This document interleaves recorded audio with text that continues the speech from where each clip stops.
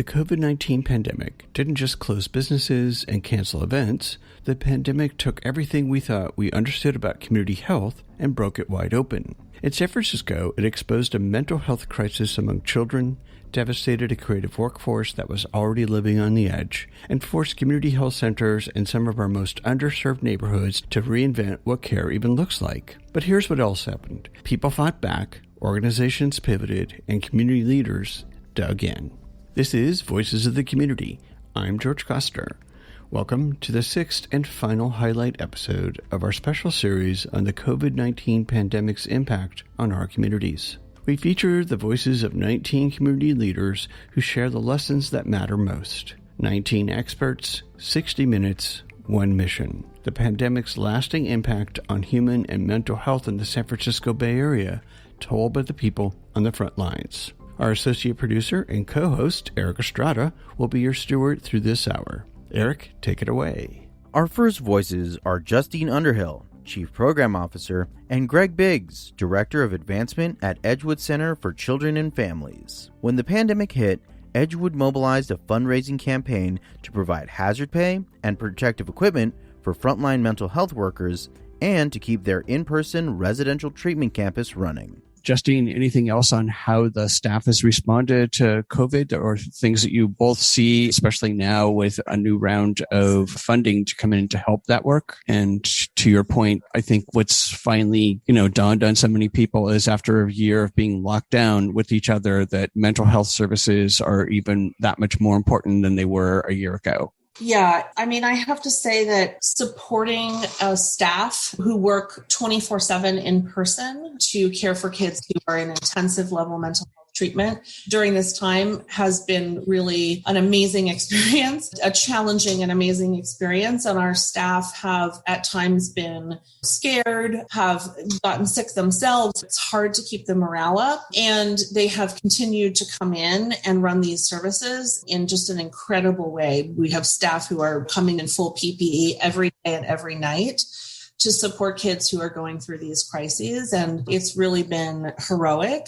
And sometimes I think that our healthcare workers are such heroes as they are. And so are our mental health care workers who don't always get the same recognition. But I think we've really seen that at Edgewood. We have tried to do a tremendous amount in terms of supporting the staff and kind of responding to COVID. Our medical director, Dr. Randall, created a kind of a 4-tier plan to advise people every day sort of what tier of safety or danger we're on, kind of a risk level tier. We have a group that meets every morning and addresses what tier we're on and any issues that are arising. And then we keep that back out to the staff each day. So one of the things that's been expensive for us, but important, is that we paid our staff a hazard pay or additional pay during the time that they were working when we were in a shelter-in-place order. We continue to pay extra stipends if staff ever need to supervise kids who may have symptoms or may need medical appointments, those kinds of things. We have a mandatory testing system for our staff. So all staff are required to be tested each month and report those results.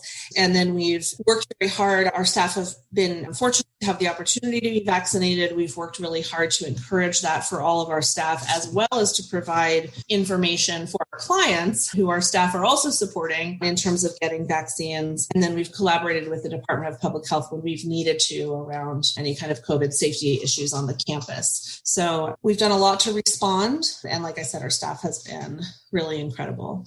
Thank you. And Greg, you've been there for a while. What do you feel has been Edgewood's biggest impact on the community? I think, in addition to our direct services, it is to help reduce the stigma around mental health, which we feel is very important. And I think if there's any positive out of the pandemic is that I think it has made a lot of people aware of what it's like to face stress and anxiety. And we are very committed to having honest, open conversations about mental health, and that there is nothing to be ashamed about in having that discussion or saying that you need help. In addition to providing our services, we feel that's a very important part of our mission, is helping to reduce that stigma. Couldn't agree more. And one of the unique things that Edgewood is engaged in, since you've been around for decades, and I don't think most people realize you've been around since 1850. That's a good one. Thank you, Justine. Is that you're doing research and evaluation to improve your services. Greg, would you like to talk a little bit about the evaluation and research services? And then we'll ask Justine to talk a little bit more about the measurement and the metrics that go into that. Sure. In addition to the clients that we work with directly, we feel that it's really important that we document our best practices and share that with training of our own staff, but also to share it with other people in the profession. Through support of local family foundations, we launched the Edgewood Institute, which is dedicated to documentation, dissemination, and training around our best practices so that more organizations will adopt the lessons learned from our programs. And we have started with a focus on family healing as being an essential part of the training that we'll be doing. Next on the program is Sekeenah El-Amin, Deputy Director at 3rd Street Youth Center and Clinic in Bayview Hunters Point.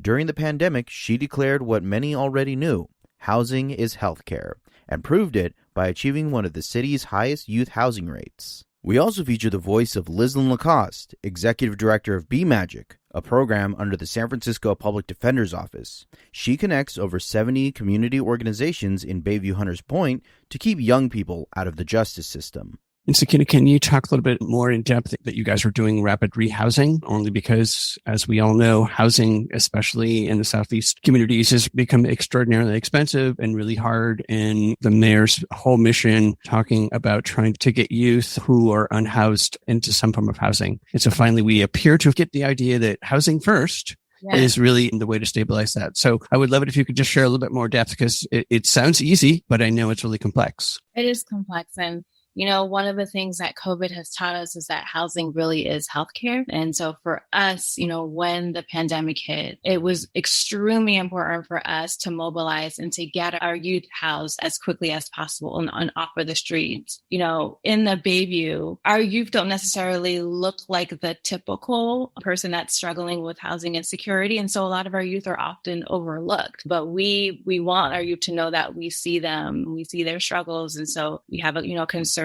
effort to get them assessed and to get them housed as quickly as possible. And I'm really proud to say that, during the pandemic, that we have one of the highest rates of youth housed out of all of the Rising Up programs in San Francisco. Thank you. Well, I'm going to segue to the next question for each of you. And we're going on to 10 plus months. And so much of both of your work is really personal. It's in person. It's convening people. It's talking to people. It's providing them that hand up. How has COVID-19 impacted B-Magic and 3rd Street Youth Center's programs? I'm going to start with you, Lizette. For our core programs and services, it has not affected how we, implement our programming too much, because a lot of it was due electronically anyways. So that being our resource guide, that being our community calendar that we put out every week, we were able to move our convening meeting to a virtual platform, mostly utilizing Zoom like most folks. And so that was pretty simple. Now, what wasn't is that in the meantime, we had to cancel some of our annual engagement events, like our annual Literacy's Freedom Book Fair, which we usually host for young tiny tots, pre-K to first grade, but we were still able to pivot and work with our office mates and community partner tandem to provide books, about 1,000 books to those children. And then we've been housing 3rd Street's food program so they could actually put the food that they get weekly in bags and be able to then have the volunteers come to our site to pick them up to deliver to their young people in need. We've been able to provide some feminine hygiene products that have been really useful to young women and families. And our other big, large engagement event, which is our annual backpack giveaway. We were able to still get donations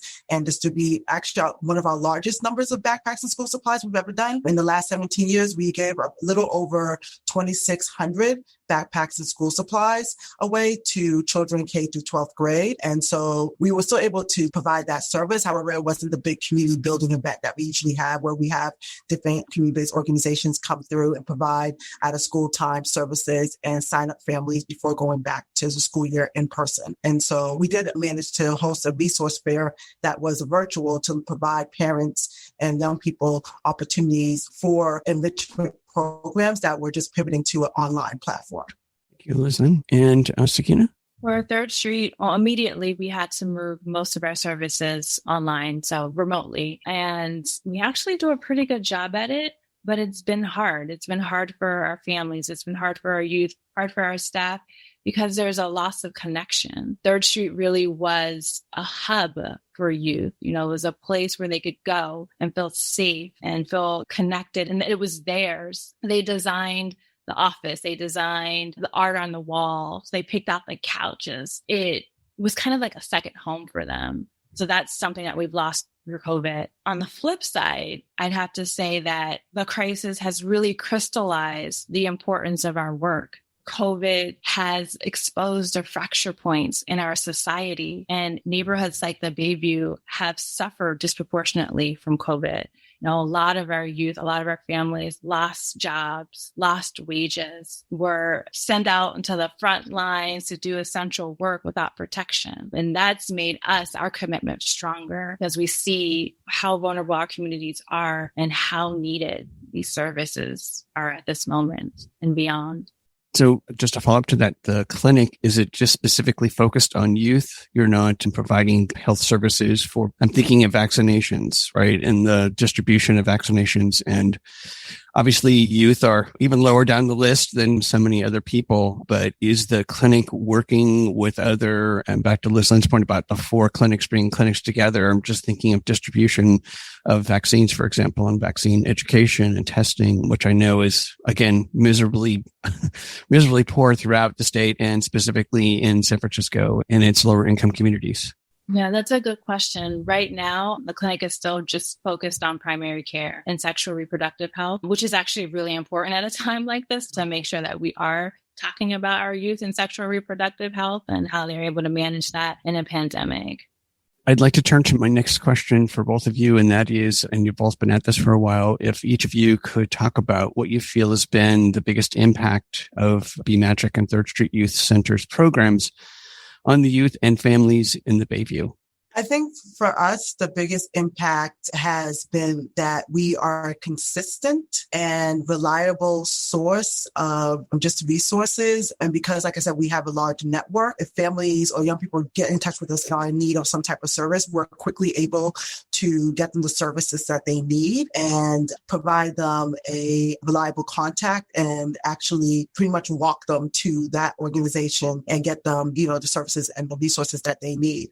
Now, that being said, we're also, a program that's under the city and county, right? And a lot of folks forget that we're a city and county program because we do run very grassroots, very organically. We are here in the community. And so I think, the community here in Bayview really cherishes the fact that they don't have the same bureaucracy that they have to go through with many other city programs. We don't ask for identification. We're not asking them to fill out a form. We're not asking for any financial information. We're just here to serve the community and meet their needs, and they can come to us as they are and know that they will get the services, or at least we will put them in touch with the community-based organizations that will be able to provide them that type of service. So we're trusted. Coming up next on the program is Elena Botkin-Levy, Managing Director, and Leah King, Director of Education at Women's Audio Mission. They discuss how the pandemic affected their Girls on the Mic program, how their organization's shift to virtual classrooms gave the shyest students an unexpected new voice, and how the pandemic took their conferences global, reaching over 15 countries. And it sounds like it was really a wonderful opportunity, Leah, to use the moment to do more storytelling and, in a sense, really to talk about the impact of that isolation, which mental health has become more in the forefront than ever before. Yes, it's definitely giving a big opportunity because it's like we are interested in building engineering skills. We want to be sure that students feel that they have the capacity to really shape the sounds that they hear in their lives. And we want to be sure, as Elena was saying earlier, that we're really advocating for increased representation of girls and gender expansive folks in STEM fields. And so there's lots of different lenses with which you can approach that. And so there could be the lens of storytelling, the lens of songwriting, or the lens of community building, personal empowerment. All of that really comes into how we approach our pedagogical development. And we're able to really, to use the word again, pivot to different components of education with each new thing that COVID brings our way. And also to speak to the adult component of it, we've seen a lot of folks who are just interested in expanding their skill set with this increased amount of time that they have, or they want to maybe do a career change, or this is something that they've always wanted to learn more about. And they're interested in, telling their story or figuring out how to really advocate for themselves in a personal context. So much like what all of us are doing right now, we're in our own home spaces and using our own home studios in order to get our voices out there. People all over the world want to do that. And so we've definitely seen an increase in registrations for our adult education classes.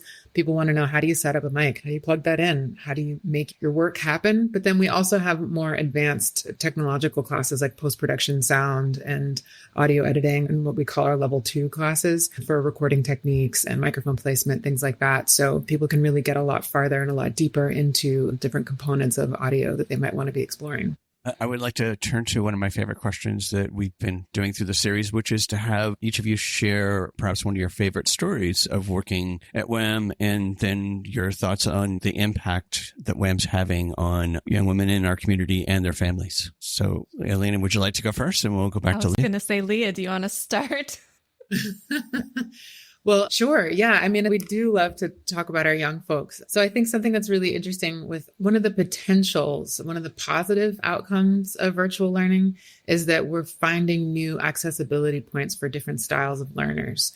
So some of our shyest students have really thrived in this environment. So, for example, we have a student who was sort of, I guess, out in the real world, in the non-virtual learning, as known as a very shy person, apparently. But in our Girls on the Mic program, she comes to every class. She shows up early. She stays as late as she possibly can. And she's volunteered to host every single one of our showcase events, including one that we have coming up pretty soon. And she wants to introduce her classmates. She wants to talk about her program. She's ready to tell jokes. She's ready to collaborate. She wants to maybe sing at some point. And we had a parent and guardian info night. And we actually had no idea that she's a shy person until her mother came to our parent guardian info night and said she didn't know exactly what was happening in class. She could just hear all the giggling and the laughing and the noises coming out of her daughter's bedroom.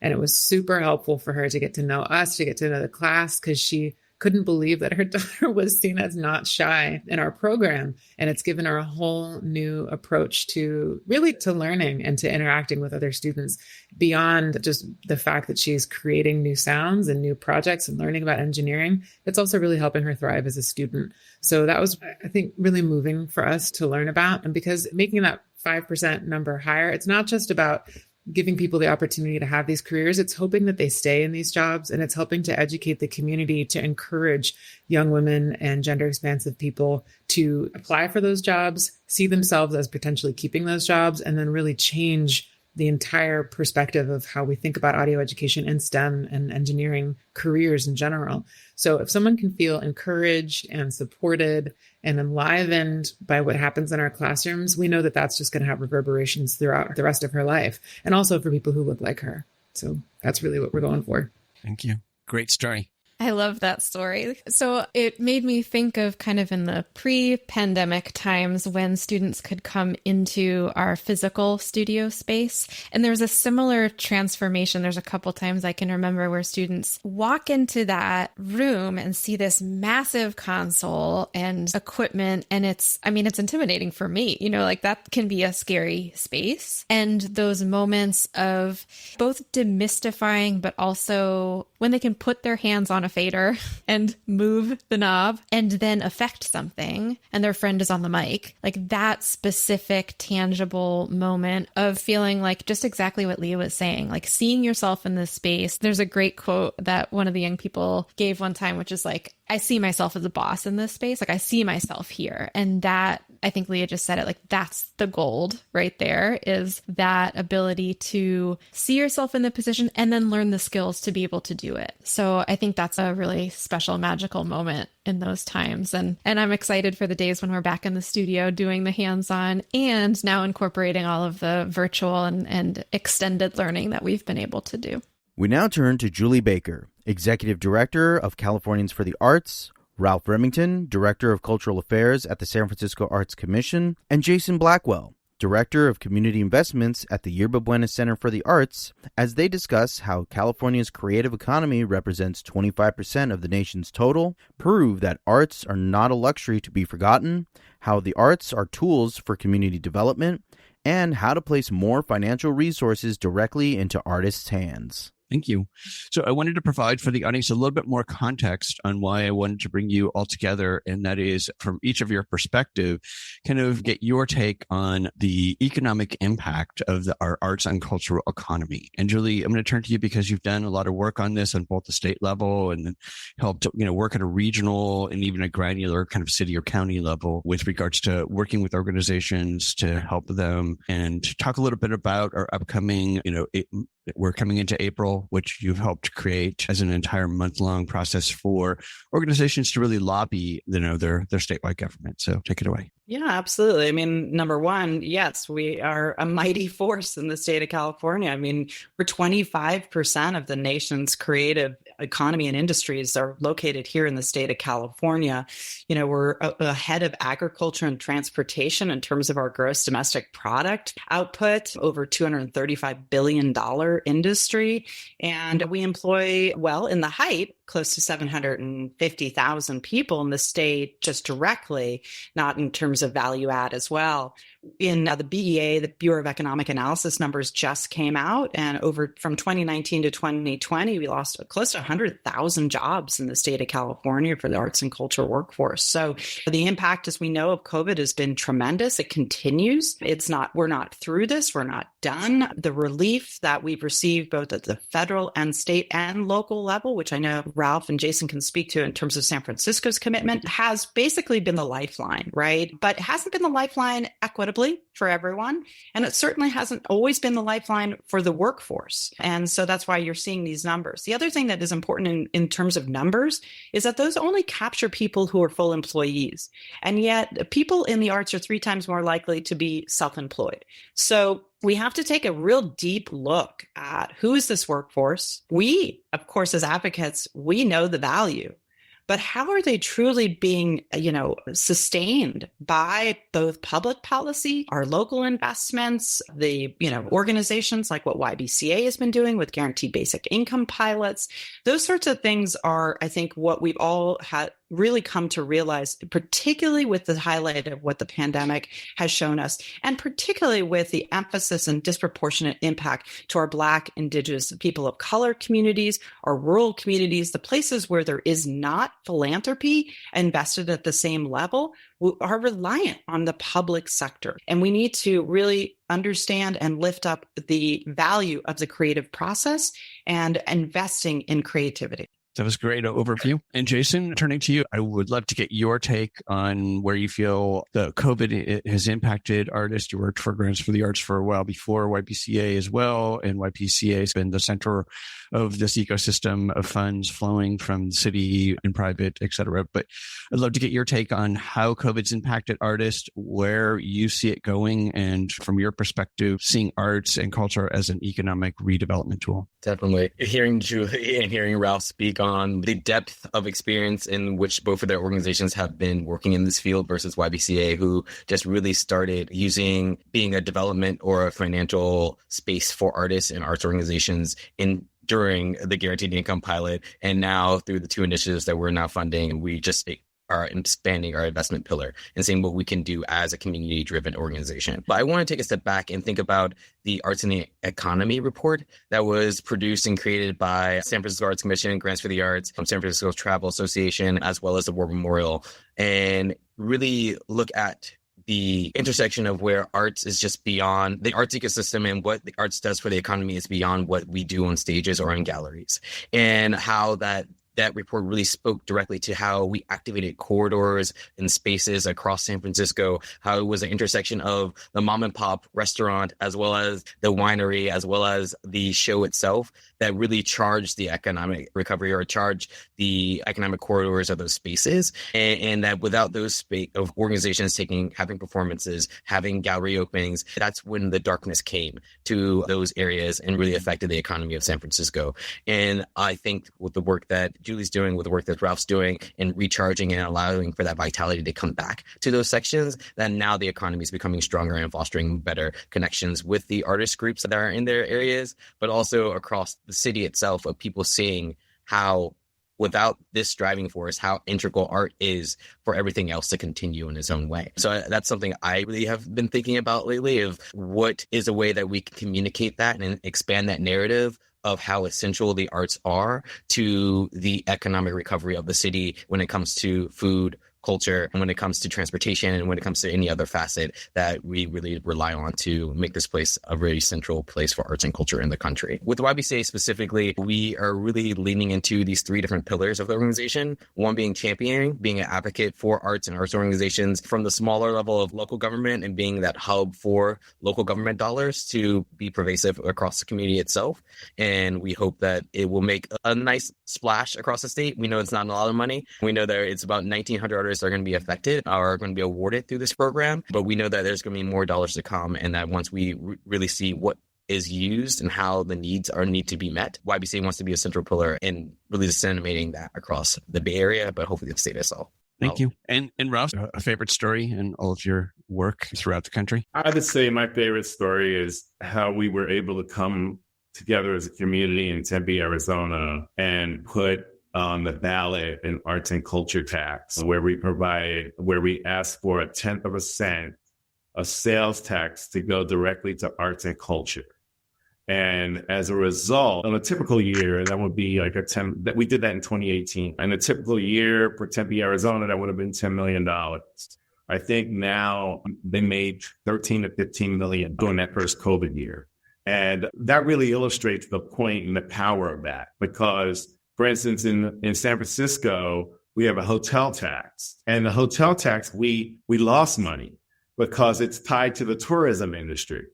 And a sales tax, even though it, is arguably regressive, but it's 1/10 of a cent, so 1/10 of a penny, right? And for 1/10 of a cent, that's $10 million in a place like Tempe. Imagine 1/10 of a cent in San Francisco for sales tax, and we would have not lost money where the mayor had to backfill the money from the general fund to make organizations whole so that organizations wouldn't collapse.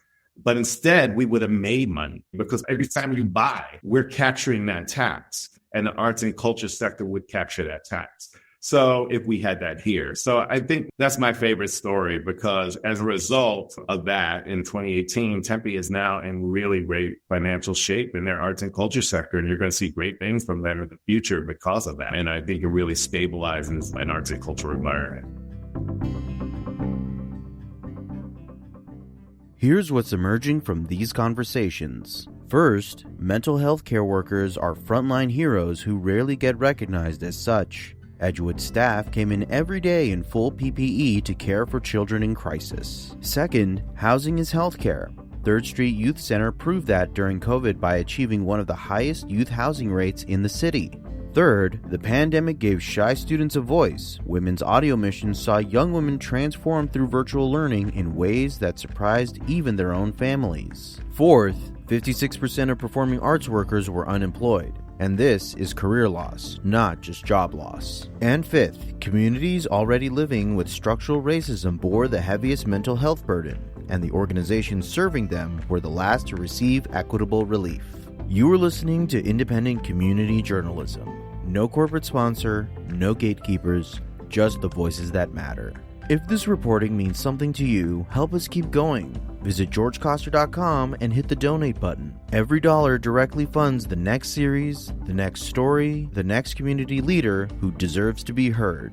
Thank you. Coming up in the second half, a founding physician's vision to heal East Oakland from within. The COO who built a workforce program around second chances, a young patient services specialist who studied for the MCAT while running COVID clinics, the arts economy fight for survival at the state and city level, and how 12 pianos in a botanical garden became San Francisco's most joyful act of pandemic recovery. Stay with us. Joining us now is Meg Freeman, Senior Consultant at AMS Planning and Research, and David McGraw, Program Coordinator for Arts Administration at Elon University. They both co-lead the Returning to the Stage study an independent study documenting the human impact of the pandemic on over 4,000 performing arts workers across America. So staying with you, David, can you provide us a little overview of what the methodology of the study was? Sure. So once we identified that we wanted to look at both performing arts workers, regardless of what part of the performing arts you're in,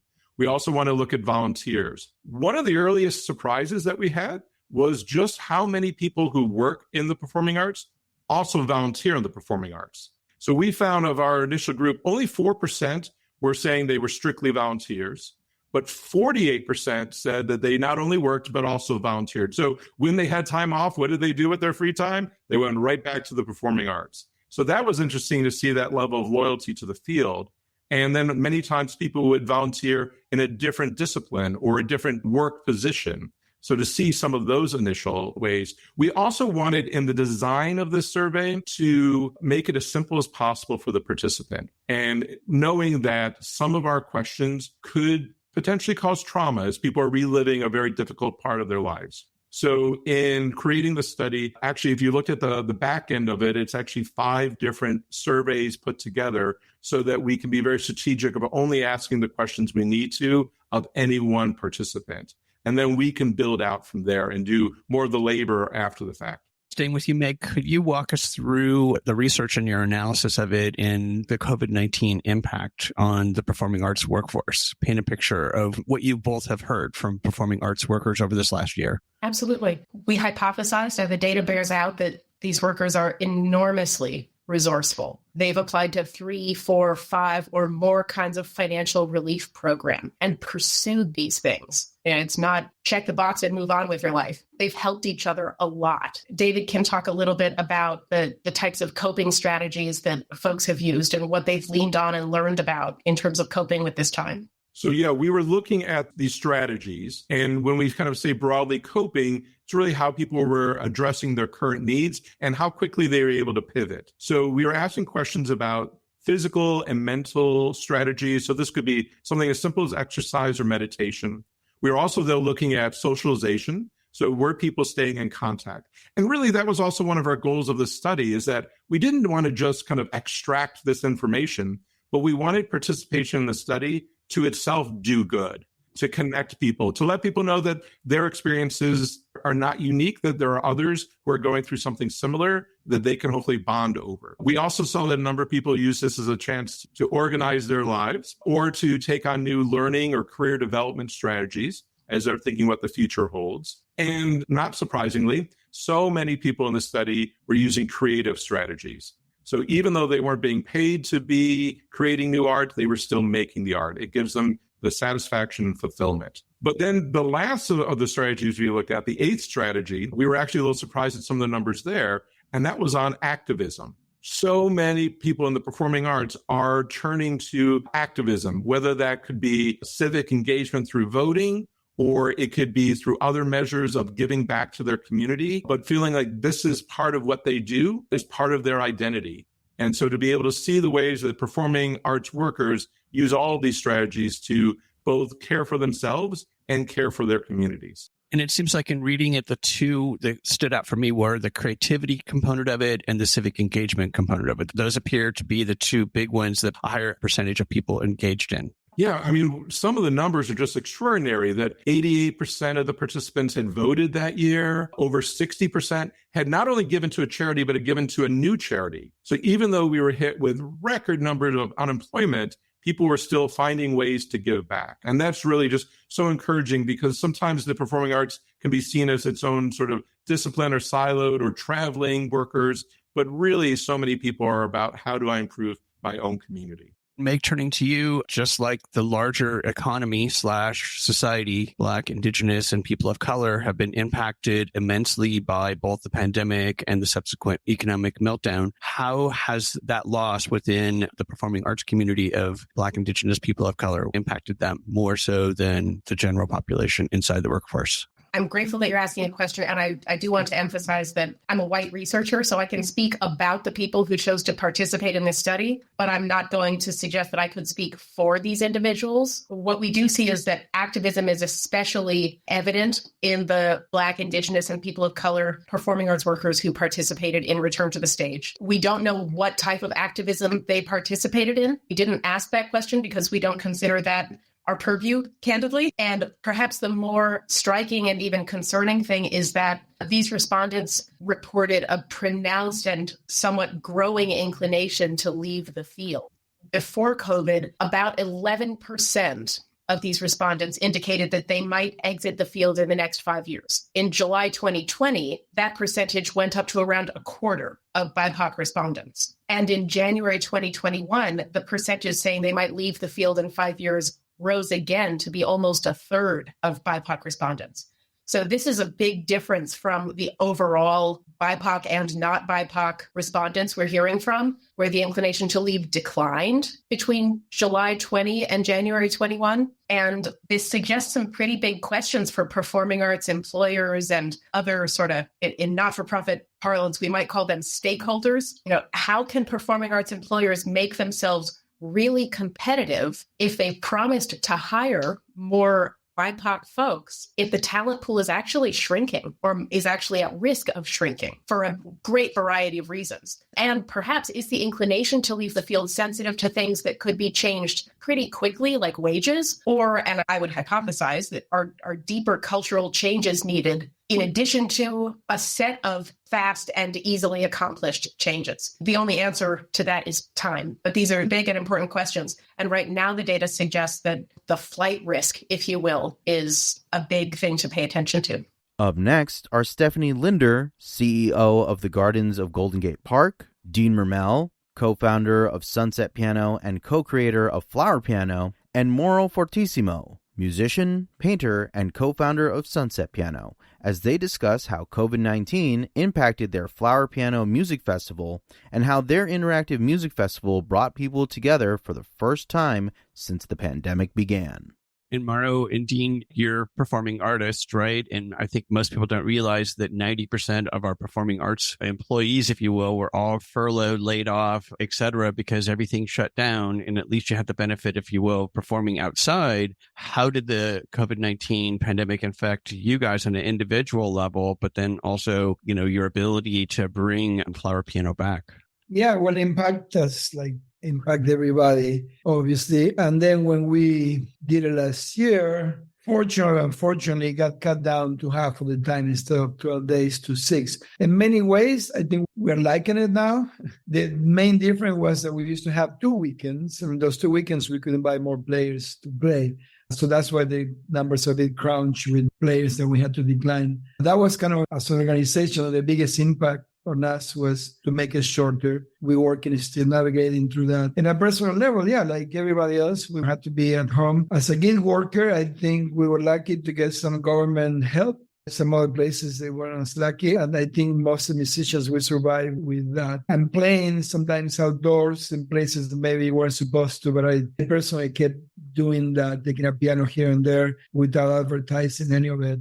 I figure, hey, we do it. There's something that Dean and I always say, that music is a healthy thing that we do. It's something that we strongly believe that even the flowers and the plants and the trees, they really enjoy having music being played for them. So I think that the pandemic didn't stop us from that. Yeah, it was a difficult time, no question. And we really missed, having that time of the year that we always look forward to, Flower Piano. And so it was a difficult year for me personally, too. Yeah, I felt like the whole world kind of paused. For me, what has come out of that time is a renewed appreciation for what we do, what Mauro and I do together, and what we do as a collaboration with the garden, because it's beautiful that, when you're forced to not see each other and kind of shut your life down in a way, and then you get to re-experience it again. I see that as being an opportunity. And so now I'm really, again, enjoying producing Flower Piano with these guys. And the collaboration with the garden is really wonderful. As artists, we don't get to have that experience with many people. And the garden has been a wonderful partner in this. And I can't imagine how this could have happened without the kind of chemistry that we have. So coming out of the pandemic, I have a renewed appreciation for that now. So, Stephanie, how has the entire Flower Piano show impacted the gardens? I think for a lot of folks, they knew that they were there. They would sometimes visit, but it really became a destination. Yeah, it's certainly brought us a lot of new and different visitors and new members, some new funders. So we raise funds to cover Flower Piano. We don't make any profit on Flower Piano. Those out-of-towners who do have to pay admission, that money goes into something called the Garden Improvement Fund held at the city that is reinvested back into the gardens. The budget for Flower Piano this year is $300,000, and we're about $50K away from that goal. So we are still seeking sponsorships, but this has become our signature event. It's one of the things that we're known for. And I just think it fits in Golden Gate Park. Golden Gate Park's a little over 150 years old, and music has always been a part of this park. So it just works here. It just makes sense here. And so you think about Hardly Strictly, you think about opera in the park, you think about outside lands. The community wants this programming and they're voting with their feet. So we're happy to do it. But, it's a heavy lift. We have to go out, and we're really fortunate to have both individuals, companies, foundations who love this and they want to help us provide it as a gift to the community. And we're happy to be able to do that. Joining us on the program are Rose Ozer, interim producing director of Z-Space, and Adrian Price, writer and co-composer of The Red Shades, a trans superhero rock opera set in 1966 San Francisco, as they discuss the making of The Red Shades and what it took to protect the funding for the show's productions throughout the entire pandemic. Thank you. And staying with you, Rose, you were going to launch it fall of 2020. Obviously, the global pandemic hit us. You were on the show back in that time period as well. Could you share with the audience a little bit of how COVID-19 has really impacted Z-Space and the Red Shades program? Well, we had to, postpone it a few years. I'll also say that during the pandemic, we had specific project funding for Red Shades, and we chose to keep, I don't know if this is too inside baseball, we chose to keep that money designated to Red Shades because we were committed to that show specifically. There was a point during the pandemic where some funders offered to have the project-specific funding become general operating just so we could continue paying our rent. And we said, no, we're going to figure out how to pay rent, and we're going to keep saving this money because one day we're going to reopen and we're going to produce Red Shades. So for me personally, the Red Shades has been something that has helped guide me. I think because we are this multifaceted space, so much of our effort has to go into paying rent and keeping the building in good shape, all the kind of nitty gritty of just operating a venue. But the Red Shades has been very artistically exciting to me, and specifically serving trans and queer artists. And it's just, the impact of the pandemic has been huge on arts organizations, but it's also been enormous on individual artists. So there were certain folks who, either were working on the show before or who I knew were going to be working on it in the future. And I wanted to make sure we could still support them because I think this show means a lot to a lot of individuals. And Adrian, you're a writer, composer, creative person. How did the COVID-19 pandemic impact you and your ability to continue to keep moving forward on the Red Shades? Well, it put a pause on the project, and it was sort of an indefinite pause because we didn't know exactly when we were going to be able to bring it back in a way that was safe for our audiences and for our performers. And that was important to us. But it did mean a lot to me just personally, that Schaefer and Rose in particular and Z-Space were so committed to this project because, they could have just said, oh, sorry, there's a global pandemic, we can't do it. But they really prioritized that they were going to find a way to make this happen. And we thought about all different kinds of options. We're like, should we have it be an outdoor concert? Should we, have it be a film? We just sort of spitballed a whole bunch of different ideas. But I think this is a show in particular that's so much about the live experience. And there's so much that we can do on our stage at Z Space that we wouldn't be able to do if it were just sort of an outdoor concert kind of thing. I'm really glad that we were able to wait it out and produce it as a proper musical on that stage at Z Space. And turning back to you, Rose, for a second, how difficult was it to basically try to bring it back to life? Because we talked about this when you were first in the show, but I've done a whole series on performing arts spaces, and literally 90% of performing arts space, the industry itself was all laid off in 2020 going into 2021, and we've come back and then we've closed down and we've come back. So how have you been able to, working with Adrian and the whole Z Space team, try to really bring the Red Shades to life and to a world premiere on October 13th? It's been real hard, George. So hard. Well, I'll start with there are so many things that are more expensive now. Everyone in the rehearsal room takes a COVID test twice a week. And if you've gotten a COVID test from CVS before, they cost at least $20 a pop. Those add up every week for big teams in spaces. There's also, other costs around understudies. We've had actors who have had to be out for some portion of the period due to COVID. It's still very present. It's harder to hire front of house staff right now. When I say front of house staff, I mean bartenders, box office, anyone who's public facing. I think those jobs used to be fun social jobs, and now actually they're very hard jobs. Or rather, I should say maybe they were hard before and now they're even harder. That you're really, you have to be checking vaccine and interacting with people. It's a different kind of job now. So I think that's much harder. And I think we're all maybe trying to still get a hang of this whole Zoom in-person hybrid thing. And when it comes to theater, theater is really something that's always been about being in the room, being physical with people, sharing space, singing. And then I think also, so much has changed for individuals. Many actors have left the Bay Area. And I think people have different priorities around making theater. I think everyone who's working on this show really believes in the message of the show and trans and queer liberation and this San Francisco history. So that's why we're all showing up every day to make it happen. Lastly, we feature the voices of Dr. Noha Aboelata, founder and CEO, and Akil Naji, COO of Roots Community Health Center, as they discuss how Roots Community Health Center's whole health model and Emancipators Workforce Program addressed many of the disparities in East Oakland. We also hear from Kaitavia Stafford Carricker, a patient service specialist at Roots Community Health Center, as she studied for the MCAT while running COVID clinics, applied to 20 medical schools, got into 8, and earned a full ride to her dream school. Well, interesting with you, Dr. Aboelata. So we've been in the pandemic 2+ years. How has COVID-19 really impacted the center's work? And I think the follow-on to that is, what do you feel like doctors could do better to build relationships in treatment?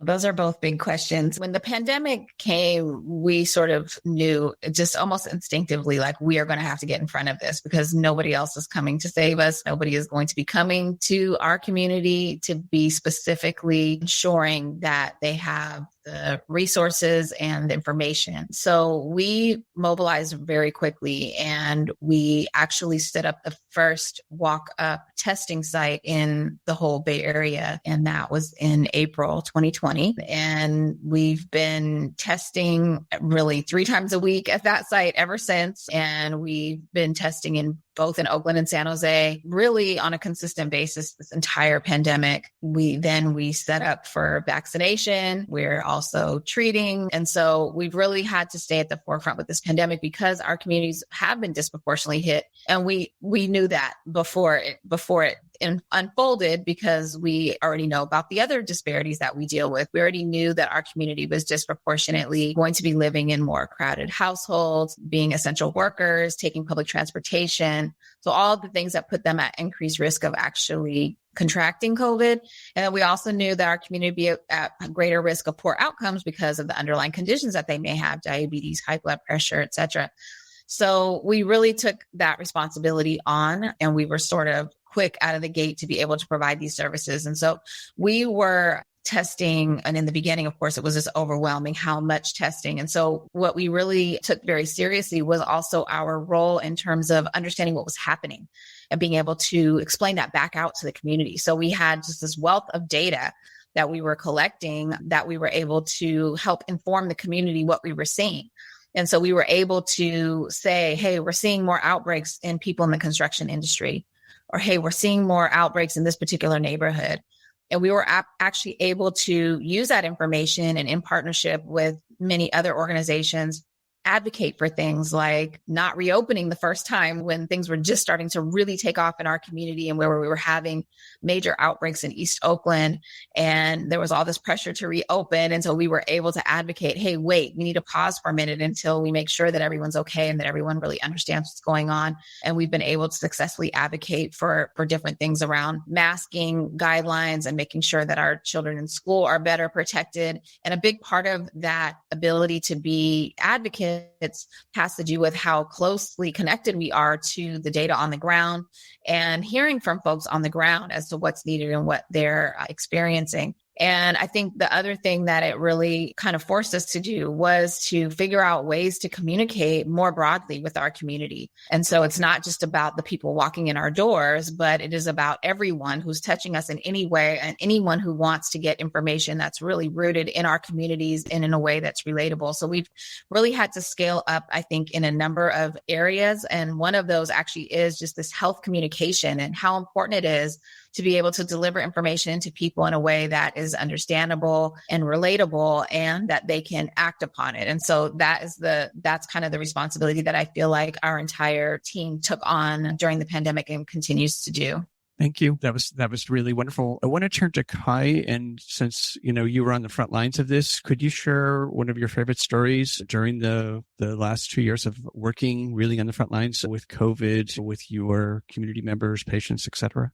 It's so hard to pick one story. And these are actually stories I actually wrote about my essays too, because they were just so impactful. But there was something that was really profound to me while people were having debates and politicizing vaccinations that, keep people alive on the front lines and talking to people who are getting registered. There was a man, one of the first weeks that we had vaccines available. And he told me my mom rushed me to the front for the polio vaccine and I'm here today, and even though he was a little nervous, I'm nervous, but I'm excited. And I feel like that was really profound. I was a history major in high school, so I feel like it's important to recognize that history lives with us and why not to also repeat it if possible. So just to see how, somebody was excited then of something new and maybe a little bit scary, but the benefits were so powerful that they took that risk. And just to have that person share their piece of their story and that legacy was really impactful. And there's just a billion stories that can go off and on, but that was something that really, really stuck with me, just seeing how things are similar, but yet different. There's lots of different continuities within medicine. And it was nice to be able to get that gentleman the opportunity to get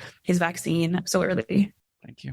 Great story. Akhil, I want to turn back to you and ask if you could just share with the audience what value does Roots bring to the community? And along that same lines, what do you feel has been the biggest impact on the community that Roots has had? What I feel that Roots brings as a whole is that we address some of the systemic issues, some of the social ills, and we fill the gap and not wait. And we are a real resource. We are at the forefront of the argument of equity. While the intellectuals and the politicians and the banks and everybody talk about what equity is and they try to come up with a definition and how to fix it, we are here right now dealing with it today. We are addressing it. We create methodologies to give people some sense of equity, even if it may not be equitable, but we will give them some access that they can have a fair, balanced life, like the white, blue, or green man. And Black people struggle with a bunch of different things. And a lot of it is theoretical outside of the community, but this is reality. And Roots addresses reality in this community every moment of the day, and sometimes in the middle of the night. And our communication portals never give up. The flow of requests and information is constantly coming in. And we have a lot of well-meaning intellectuals out there to help us build capacity and support us in moving forward. Roots has also given these tools that we build because we know that we have to sustain what we do. And one of those ways we sustain it is just our social procurement and our workforce enterprises and our sign shop and those type of things. We approach anchor institutions The anchor institutions goes to Texas or New York to buy their widgets. And we try to implore them to spend your dollars with our systems here. And there's just not Roots, it's a lot of local people. So we speak up at all the entrepreneurs here and ask the anchor institutions to buy our widgets. It's the same widgets that you go to Texas and buy, that you go to New York and buy. Sometimes you may pay a little bit more. But Roots, we advocate for all of the entrepreneurs here, all of the small businesses here. These small businesses are families. Even our social enterprises, we support a lot of families. So this is what Roots does. Roots builds capacity, and we message those, the stakeholders, and those with the finances and the tools to support the work that we do. Because we know that we can only stick our hands out and ask for donations for so long. So we do have to lean in on us, and we're building models that we can support ourselves too. But donations are fine, and it helps us build capacities because we're not there yet. We're not there yet, but we're going to get there. But we have to, with Roots, we speak up for the entire community from the kindness of others to help support the work in our communities. Even if you're not going to support Roots, support other organizations who are doing this like type work to help human beings live a better life. So what did 19 voices across 8 episodes teach us? 5 things. 1. Health is not just medicine. From Roots Community Health Center's whole health model to 3rd Street Youth Center's housing first approach, the pandemic proved that mental health, housing, food security, and economic opportunity are inseparable. 2. Structural racism amplified everything. The same neighborhoods redlined in 1929 lit up for every pandemic-era disparity. The same Black, Indigenous, and people of color workers were most likely to consider leaving the performing arts entirely. 3. The arts are not a luxury. They are essential infrastructure. They kept us sane during lockdown, and their recovery signals our collective recovery. 4. Young people are the most vulnerable and the most resilient. From Girls on the Mic to Kai's journey from COVID clinics to medical school, this generation is already leading. And 5. Community heals community. Every organization you heard today succeeded because they trusted the people they serve to define what healing looks like. Every guest you heard today has a story that goes far deeper than what we could cover in 60 minutes. Full episodes, guest bios, organization links, and the complete COVID-19 special series archive are all waiting for you at georgecoster.com. Bookmark it, share it, and use it as a resource for your own community work. So here's the truth. This series exists because listeners like you believe that independent community journalism has value. No foundation underwrote this. No corporation signed off on the editorial. Voices of the Community operates on a value-for-value model. If what you heard today was worth something to you, put a dollar amount on it and visit georgecoster.com. Click on the donate button and make a contribution. Your donation directly funds the next series of this caliber. The next 19 voices that need to be heard. 19 voices, one mission. Here's George to close out this highlight series for good. Before we sign off, a sincere thank you for spending time with us today.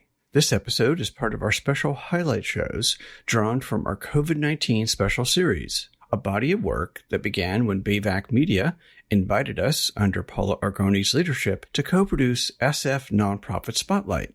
Those 10 television episodes we helped produce led us to chronicle the wider ecosystem of social, government, and economic support. We introduce you to nonprofits, small businesses, libraries, artists, and public agencies adapting in real time to the first global pandemic in several generations. From April 2020 through January of 2023, we produced 105 episodes documenting what it looked like to serve, survive, and innovate under extraordinary pressure, and what our common community ecosystem demands from all of us today and into the future. Here's how you can keep the momentum going. Start by subscribing to the Voices of the Community podcast on Apple Podcast, Spotify, YouTube, or wherever you listen, so new episodes find you automatically. Next, please rate the show and share it with friends or colleagues. Your reviews and reposts markedly increase our reach, putting these voices in more ears that can act. Then subscribe to our YouTube channel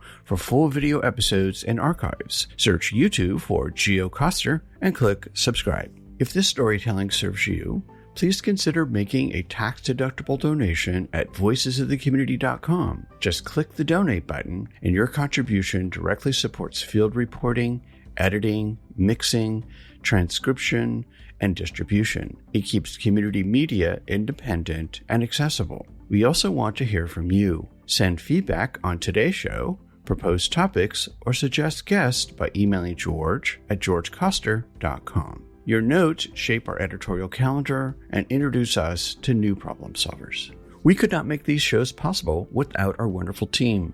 Associate producer Eric Estrada for co-hosting plus his audio and video wizardry, and designer Casey Nance of Citron Studios for her visual brilliance. Thanks also to our broadcast partners, KSFP LP FM 102.5 FM in San Francisco and KPCA LP FM 103.3 FM in Petaluma, for highlighting these stories. Thank you for listening, supporting, and sharing. I'm George Coster in San Francisco, and join us for our next highlight episode in the COVID-19 series, featuring voices addressing homelessness and housing services for our unhoused neighbors. Until then, take care, and remember, your voice matters.